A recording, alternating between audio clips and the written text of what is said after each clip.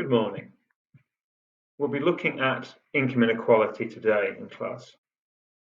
This links in with an important universal understanding. What impact does the distribution of income have on the whole of society? So if we look at this universal understanding, we need to understand that income inequality can have a negative impact upon everybody's welfare, everybody's happiness and utility, not just the poor. So that's an important understanding to take away from this lesson. If we look at this statistic here, it compares the average pay of a worker in a particular industry and their CEO. So we're talking about a comparison between the CEO and the average salary of his or her employees, not the lowest paid, the average. So in the US, the CEO is paid 354 times that of his average or her average worker. So quite a high degree of income inequality. If we look at data from other countries, we can see that there is income inequality, but it's not as extreme. So in Poland and Austria, there is still income inequality, but it's a lot less severe than that of the United States. This leads us to the next question about the difference between an equitable distribution of income and an equal distribution of income. See if you can understand the difference. If we're talking equitable, what would be a good synonym for that? If we're talking equal, what does that mean about how income is distributed?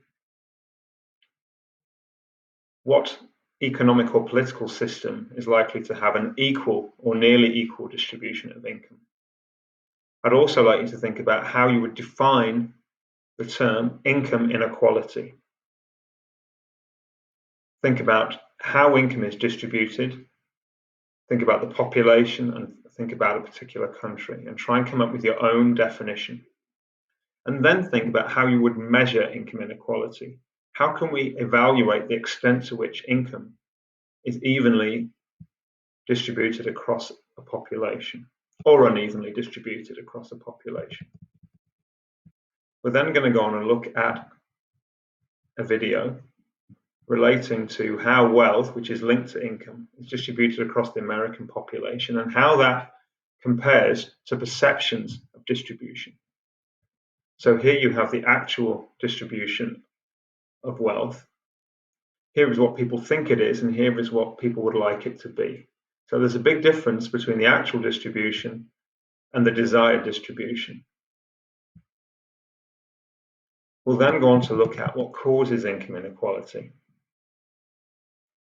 We're going to break it down into 5 causes. The first is that of the labour market, demand for workers by firms and supply of workers by individuals. We will use demand and supply graphs to help you do this, and that will be a good review of the work we did in the first term.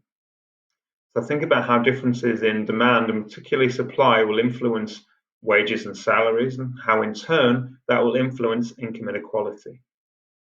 We'll then consider monopoly power. What impact do firms with market power have on wages for some of their workers, but also profits and therefore incomes for shareholders? However, there are some workers that have market power and they can command higher wages because they are relatively scarce. We will also consider those people and how they can command extremely high incomes. We'll look at the impact that the education system has on income inequality and how the level of education is linked with future earnings.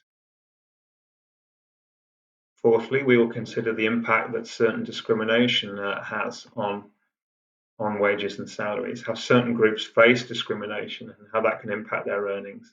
And finally, we will consider the role of wealth and its link with income, and also the role of inherited wealth. So if we scroll through, we can, in the document you've received, we can use demand-supply diagrams to see how earnings differ between different professions. We can look at the impact of education. We can look at how certain groups face discrimination. And as I said, we will consider the role of wealth in terms of income distribution.